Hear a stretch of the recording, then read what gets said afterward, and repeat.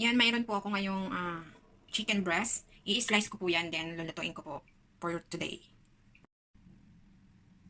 So, ito na po yung chicken breast. Malinis na po ito. Na-dry ko na din. So, ngayon hiwain ko na po. Slice lang po siya ng maninipis. Yan. Lagay ko lang po dito. Yan, manipis lang po ganito.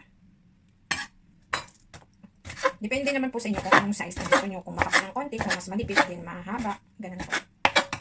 Sa akin, ganyan lang po.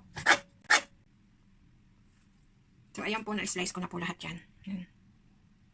Ngayon, ito na po yung na-slice ng chicken breast. Atin pong imamarinate ko po siya. Una po ito, cooking wine. Light soy sauce. Dark soy sauce. Kung sa Pilipinas naman po, yung toyo na lang. Wala na pong dark, wala na pong light. Ganun po. And then, sugar. And cornstarch.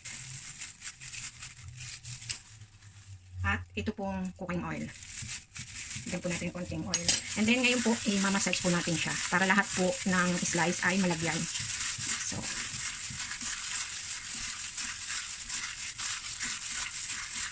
yan, okay na po siya. So ngayon, kukover na po natin. Ilalagay po muna sa ref. Ilalagay ko po ito sa fridge. Kailangan po siyang ma-marinate ng 30 minutes or more po. Or mas matagal, mas okay po. Yun. A few moments later. So ito po yung mga ilalagay ko pa. Ito pong green onion, garlic, 4 na piraso po yan. At saka ito pong bell pepper, chili bell pepper, green and red po yung kinuha ko. So hihiwain ko na po siya. So ito na po yung mga ilalagay ko, nahiwa ko na po. Ito po yung chili bell pepper, green and red po. And then ito naman po yung green spring onion, then ito yung garlic. So ayan. So ngayon magluluto na po. 1 hour later. Ngayon, maglalagay ako ng coconut oil sa pan. Yan. Yung tama lang. Ngayon, mainit na.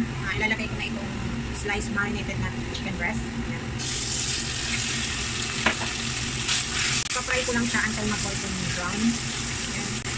So, turn lang. Parang igigisa ko lang po siya.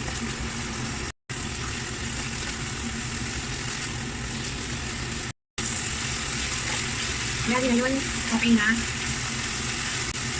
Ilalagay ko na itong spring onion. Kung wala kang spring onion, pwede naman yung sibuyas. Yan. Kaya wala kang dahon na ganyan. Ilalagay itong garlic. Chop na garlic. Haluin lang yan.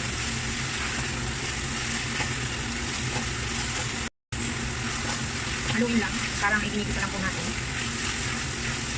So, mas maganda po kasi yung spring onion dahil ayan, parang may kulay-kulay siya. May design pa. Pero okay lang din naman po yung sibuyas. Pwede po kahit po alin. Kung ano pong meron kayo dyan. Tapos mahina lang po kapunit. Ngayon, ilalagay ko na po yung bell pepper. Green and red. Haluin lang po.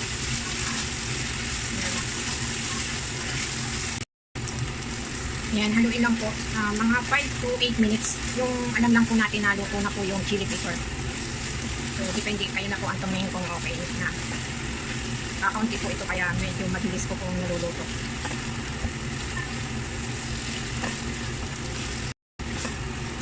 Ang bango na guys. So, nakakagutom na. So, luto na po ito. Ready to serve na po. I-plate ko na lang po. Yan. Luto na po siya. So, ngayon, i-plate ko na po. So, yun lang guys. Maraming salamat sa panonood sa aking video. Sana po may natutunan kayo. See you on my next video. Bye-bye guys. Ito na po ang niluto ko. Chicken breast with chili pepper. Yan. Guys.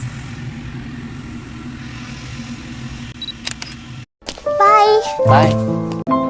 Bye. Bye. See ya. See ya. See you guys later.